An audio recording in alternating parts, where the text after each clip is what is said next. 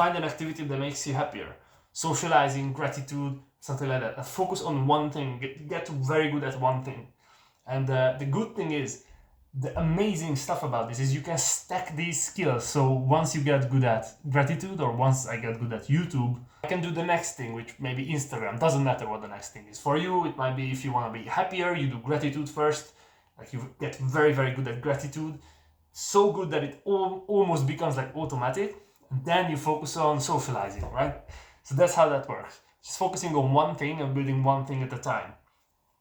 So yeah, but after the cold shower, I let the cold water stay on my body, if that makes sense. And so, my body gets back up to temperature just by, normal like air. The air heats it up and the air evaporates the water from it. So that's why I didn't have any t-shirts on. Apologies for that. Well, I don't really like to apologize for that. Whatever. I enjoy a time when I don't feel bad about not having a shirt on. If you feel bad about not having a shirt on and other people seeing your body, perhaps your diet isn't as good as it should be. That's all I'm saying. So the question here that is linked to this video or this check-in is, what are the core skills that you should focus on to get really, really, really good on NoFap? Amazing. So the number one thing that you should get good at is like understanding how bad porn is for your brain. Just do your research. Perhaps you could start with my full guide, where I have an episode on the side effects of NoFap, and just really understand how exactly your brain is getting fucked by porn. So once you understand that, that's a skill in of itself. So whenever you feel like watching porn, you will be able to pinpoint the problem. Like, hey, if I do what you want me to do, these are the things that's gonna happen. And so once you get literate, is that the word? Literate? Once you get educated, let's just say, on the side effects of porn, the next thing to do is meditation. Meditation is the mindfulness meditation, is the practice that I encourage for everybody who's trying to quit porn, because it allows you to control your thoughts very, very well. This is something that I've gotten a suggestion to make a video on, so I will make a separate video on this, outside of just the normal NoFap videos or daily videos. But meditation is so important that you can literally control your own brain with it, because you control your thoughts, and your thoughts create your emotions, and so from your emotions you will take the actions. As I've said many times before, your emotions usually control your actions. You most of the time act based off of your emotions, not from logic. But after you act, you explain your actions with logic. If that makes sense, that's great. If not, I'm sorry, that's my best explanation. The meditation is the number one habit. That's the first thing you gotta get good at. And the way you start is just doing 1 minute of meditation. Just do one. Then you get to 2, get to 3. Me with my clients, we start at 3, because it's like we're serious, everybody's committed there. But I remember when I started alone, started NoFap, I did 1 minute of meditation. That was the only goal, was to do 1 minute every single day. But that minute was actually like committed, and I like really tried to focus on my breath and nothing else. And I couldn't do it every single day. There was a lot of times where I slacked off for even sometimes weeks. But eventually I got to a point where I did around 5 to 10 minutes meditation, different times, and still inconsistently. But it wasn't until I think last summer or the summer before that where I like really understood like how powerful meditation is. And from that point I tried to do I did these guided meditations, and so that would be the next step. First you do 1 to 5 minutes. Start with 1 minute, work your way up to 5, and then do guided meditations, which are 10-20 minutes. But it's easy because it's easy to focus, because the people are talking to you, so you cannot really not focus on their voice. And so I did those, and then I graduated to just normal meditation. And I did 10 minutes a day for a very, very, very long time, perhaps a bit too long. And just a couple of weeks ago, or maybe just a couple of days ago actually, I decided that, hey, this isn't enough. I'm getting low quality meditation, and the only way for me to increase my meditation without increasing my skill is to do more. So I'm doing 15, and I think I'll be doing 20 at some point as well, but that doesn't matter, because at 15 I think this is enough to go really, really deep into my mind, and you can do it as well if you get good enough. But after like 15 minutes of meditation, it's more about the quality of the meditation rather than the quantity. And so I'm right now trying to focus on the quality. That's very important. And so that's the skill to start off with NoFap. Once you get really good at meditation, so you do like 10 minutes every single day, you should focus on the next thing, which could be journaling, or it could be something else like exercise. If you aren't already exercising, that's a very important thing to start off. Once you start exercising, a lot of your NoFap urges will get better because you will be able to spend your energy. There are two basic types of urges when it comes to NoFap. One is just your monkey brain wanting the dopamine again and again, which is just porn urges, which is normal. And they're a lot easier to resist than you would think.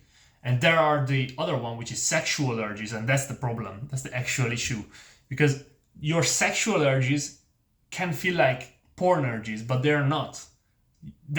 Sexual urges just come from unspent energy. And most of the guys who are on porn don't have a way to spend their energy effectively.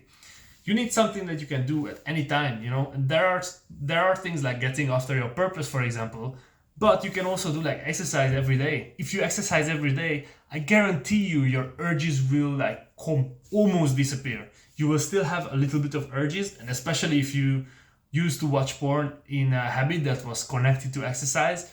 But if you start exercising after getting on NoFap, oh my god, that's one of the best things. I did the same thing as well. I did some home workouts before getting on NoFap, but really when I started experimenting, I started going to Muay Thai gym.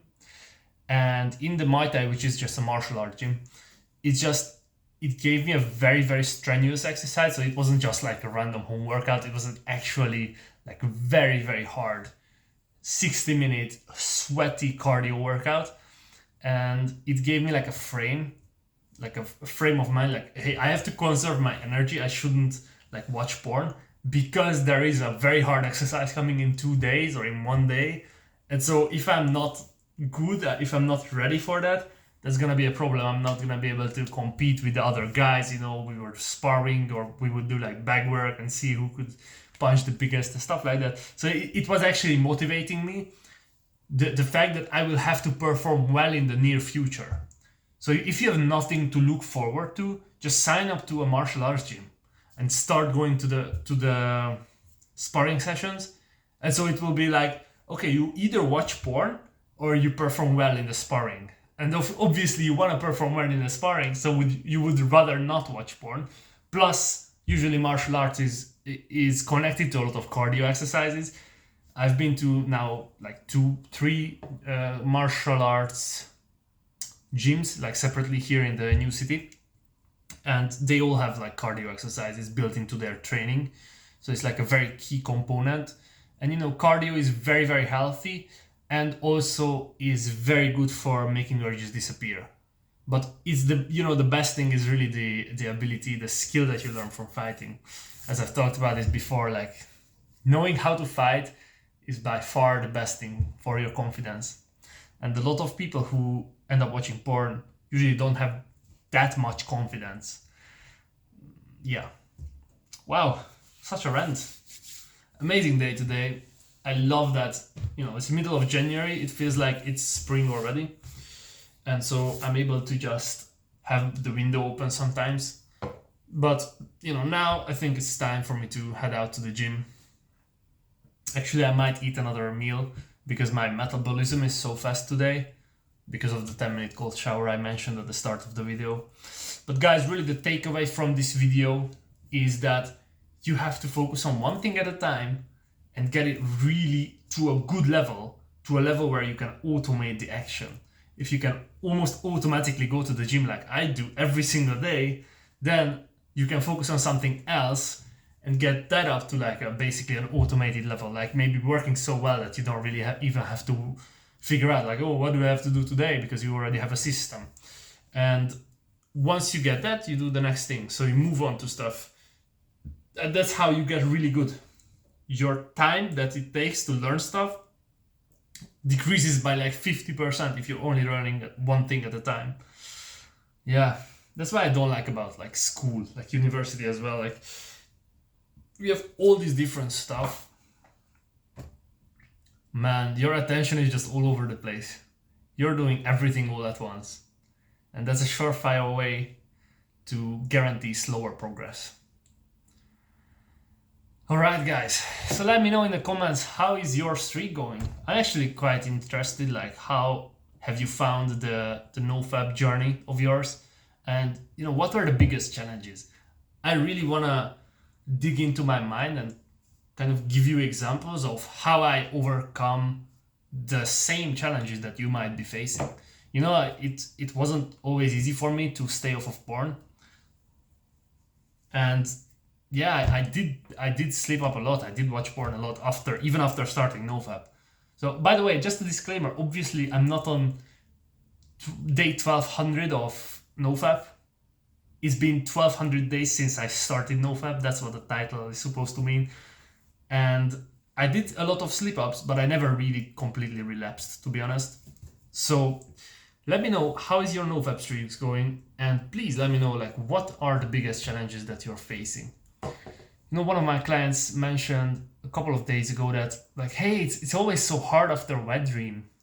Because when I have a wet dream, I always get these urges or kind of sexual urges, sexual drive, or urges to watch porn.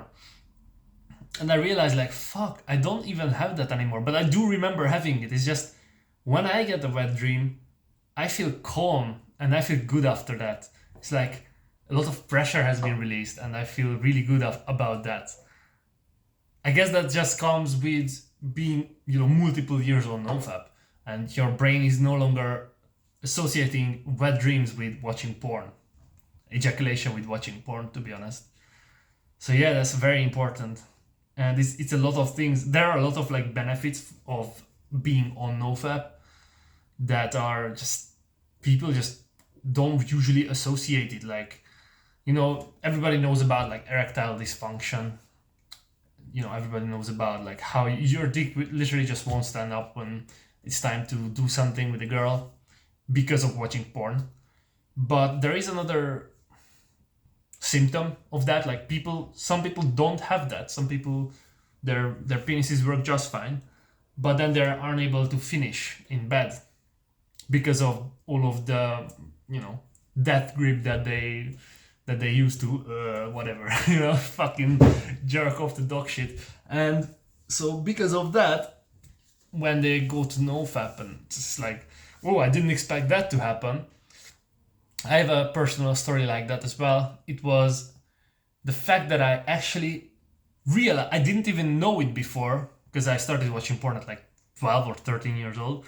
I didn't even realize that I had terrible memory before, and my short-term memory recall was completely shot. Like, I didn't know what I did a week ago, 2 weeks ago, 1 month ago, stuff like that. And maybe that's even long-term memory. And around 60 or 70 days, I started remembering what happened in the past, you know, couple of days, past couple of weeks, and I realized, like, fuck, NoFap is the fucking thing that I've been missing my whole life. Like, this gives me the clarity that I'm looking for, which is, I was like, oh my god, that's amazing. And from that point, I was just completely committed, to be honest. That's why it's super hard, you know, to get your first 90-day streak. But after you get your first streak and you get, you know, you experience your first benefits, if you do a really, really clean streak, you don't look at porn. That's what I mean basically by a clean streak. It's like there's no going back. Like, you know how fucked up porn is and how much it hurts you. And so from that point, it gets a lot easier to, like, even if you sleep up, to recommit and do the next 90-day streak and the next 90-day streak and just stay off of porn for good like that. and to basically never relapse like that. Yeah, by the way, just a bit of grammar. Did you know that relapsing in medical terms means getting back to the previous condition, which would mean getting back, like fucking up your brain again? So a real relapse on NoFap would mean that you experience once again all of the side effects and you got back to the same place where you were when you started NoFap. And in order for that to happen, you kind of have to watch porn for like, I don't know, a month, like multiple weeks, So yeah, that's just some food for thought. Like, I don't know why we call that a relapse when you watch porn like one time, because that's not a relapse. That's a slip up, isn't it? You watch porn one time, or you watch porn for one day and then you stop. That's not a relapse. You didn't fuck up your brain 100% again. You fucked up your progress that you made. Maybe you went back like 30 days because you watched porn for like 3 days, let's say, but you didn't lose whatever 90, 100, 200 days. Yeah, that's not really how the brain works, to be honest. And especially once you develop the right tools like meditation, gratitude, journaling, exercise, and you can use them when you like feel stressed. Instead of reaching for porn, you reach for journaling down and writing down your thoughts.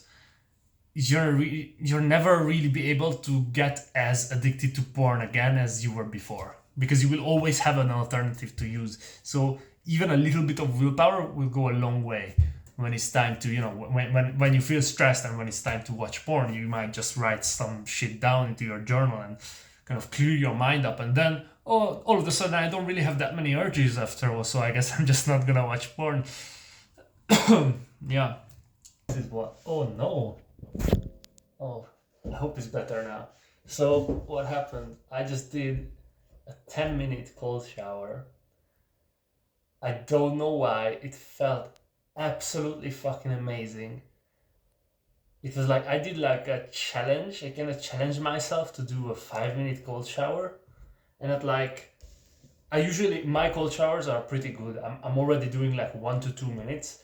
And the water here is insanely cold. Like, if I go down to the gym, the water, when I turn it to maximum coldness, it's like still pretty warm compared to this. And I did manage to get to 5 minutes. And after like the third minute, I just felt good while doing the cold shower. You know how you feel amazing and amped up after the cold shower? Now I felt that while doing the cold shower. So after that, my body was kind of telling me to do more because it felt really good, right? And so I did another 5 minutes, and then I was like, okay, everything in moderation. Let's see what happens. What are the side effects? And see if anything bad happens. And the next time, maybe I can do multiple, like maybe 3 or 4 5-minute cold showers if I want to. But I never had that experience before, because usually I feel good after the cold shower, not while doing the cold shower. But this time, for some reason, it felt good while doing the cold shower as well, which is, that was fucking weird. Yeah, I kind of needed that because I ate a lot last night. I didn't follow my own advice, for fuck's sake, and unfortunately I had terrible sleep. So yeah, but cold shower, speeds up metabolism. Hopefully it removes a lot of fat as well, so perhaps that was the thing that I needed. I do look a little bit more fat than I would like to, but also I am like sort of not really maintaining. I'm a little bit like coping with it. I'm still on a lean bulk, but I'm justifying it in my brain because there is a 75 hard challenge coming up. 75 hard challenge, if you don't know, it's a discipline challenge, and it's extremely hard and it requires a lot of calories every day. So I'm expecting to not be able to hit my calories every single day and to be on a very, very slight cut. Not because I want to cut necessarily, it's just because I can't really eat more than 4,000 calories of healthy foods every day. And one of the rules of the 75 hard challenge is that you have to eat healthy foods every single day. And so during that challenge, I will probably be on a either maintenance or a slight cut. And also, yeah, because in that challenge, in the same 75 hour challenge, you need to do 2 45-minute workouts, and one of them has to be outside. So the outside workout for me is probably gonna be cardio.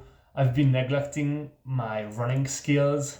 I'm still doing sprints occasionally. I'm still doing that, but I ran like once in the past 2.5 months or 2 months. So yeah, I've been definitely neglecting that, but it's time for me to get back on track with that as well. I really enjoy how mobile I still feel at 92 kilograms. I always thought I would be, my muscles would be too big or something like that, but I'm not that short. I'm like 6'2". So for me, it's like 200 pounds is very, very much like, I still look pretty skinny, to be honest. Like, I didn't expect to look this skinny in the mirror. I expected to have more muscles at this size, which is weird. Right now, this morning I measured 93.9, so I'm not even 92 anymore. And I still, like, for some reason, I feel like I'm lacking some more. My body is kind of telling me to give it a little bit more resources, um, to be able to properly fill out my frame, which is super weird. I didn't do any bodybuilding for the reason that I felt like at like 82 kilograms, I was already like pretty muscular and didn't have any problems. All of my new t-shirts, I filled them out like really well. Yeah, now I will have to buy new clothes. But if I just keep bulking, I think I'll hold off on buying clothes, because I might just go for like 100. I don't really want to be actually big. I just want to look lean, to be honest. That's my only goal. But seeing how easy it was to get to 92, I mean, I did do a dirty bulk for like 2 weeks during Christmas, but I think by summer I could even go higher if I wanted to. The only thing I'm kind of worrying about, and why I'm probably gonna stay around 92, is that my joints aren't gonna catch up quickly enough. So I need to give my joints some time. This is very important if you're bulking as well. So it's like you have to let your joints catch up to the load that you're giving them by being more heavy. And so although my muscles are growing at an extremely rapid rate, I don't know if my joints are growing as fast. And so yeah, I don't know. And also, like, during summer, you don't really want to be on a bulk. Like, you want to look good. I'm single right now, so it's like it is a thing that I kind of do mind. Like, it matters to me, obviously. Although I'm not really planning on dating, I'm still locked in, but you never know. Like, you get access to more girls if you're lean. Maybe I'll find someone I would like to date.